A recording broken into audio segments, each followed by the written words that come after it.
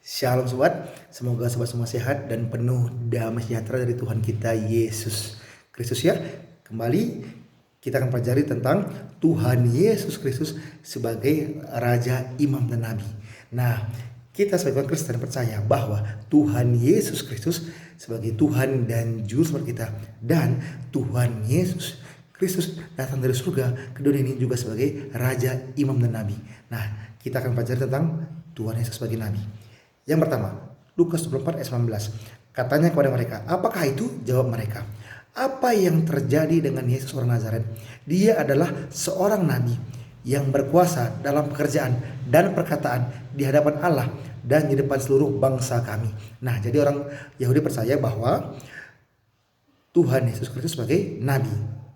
Yang kedua, Kisah Para Rasul 3 ayat 21 sampai 23. Kristus itu harus tinggal di surga sampai waktu pemulihan segala sesuatu, seperti yang difirmankan Allah dengan perantaraan nabi-nabinya yang kudus di zaman dahulu.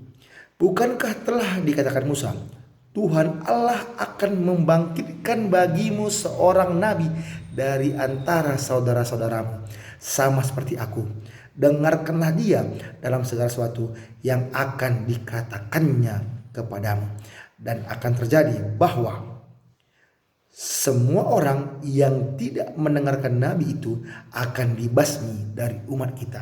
Nah, jadi Musa telah mengatakan bahwa Tuhan Allah akan membangkitkan bagimu seorang nabi dari antara saudara-saudaramu, sama seperti aku. Jadi Tuhan Yesus Kristus juga telah dinubuatkan oleh Musa. Nah, tugas nabi adalah memberitakan firman Tuhan, tentunya sobat ya. Itulah Tuhan Yesus Kristus datang untuk memberitakan kebenaran sobat. Bertobatlah, kerajaan Allah sudah dekat. Di mana Tuhan Yesus Kristus mengajak kita untuk percaya kepadanya sehingga kita memperoleh hidup yang kekal. Kita baca supaya lebih paham ya. Contoh perbuatan sebagai nabi. Matius 4 ayat 17. Sejak waktu itulah Yesus memberitakan, bertobatlah sebab kerajaan surga sudah dekat. Jadi tugas sebagai nabi adalah Tuhan Yesus mengatakan, bertobatlah sebab kerajaan surga sudah dekat. Gimana sobat? Apakah kita sudah bertobat? Datang kepada Tuhan Yesus Kristus yang mengampuni, yang menyucikan kita dari dosa sobat. Yang kedua, Matius 11 ayat 4 sampai 6. Yesus menjawab mereka, pergilah dan katakanlah kepada Yohanes apa yang kamu dengar dan kamu lihat. Orang buta melihat, orang lumpuh berjalan, orang kusta menjadi tahir, orang tuli mendengar, orang mati dibangkitkan, dan kepada orang miskin diberitakan kabar baik. Dan berbahagialah orang yang tidak menjadi kecewa dan menolak aku. Tuhan Yesus Kristus sebagai nabi membuat mujizat, memberikan mujizat kepada orang yang membutuhkan sobat. Paham?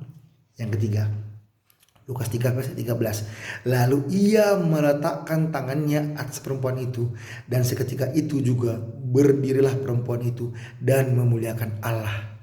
Jadi melalui mujizat itu kita memuliakan Allah sobat. Oke? Tugas nabi memberitakan firman Tuhan, mengajak orang bertobat dan membuat mujizat sobat. Itulah tugas nabi.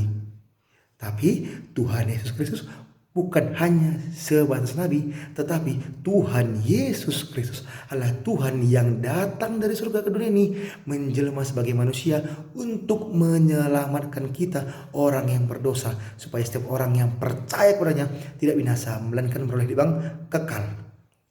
Dan Tuhan Yesus Kristus sebagai Raja, Imam, dan Nabi. Teman-teman bisa saksikan nanti videonya ya. Tuhan Yesus Kristus sebagai Raja, Imam, dan Nabi. Oke sobat, selamat belajar. Mohon maaf kalau ada salah kata, kalau ada kurang jelas tolong tulis di kolom komentar ya.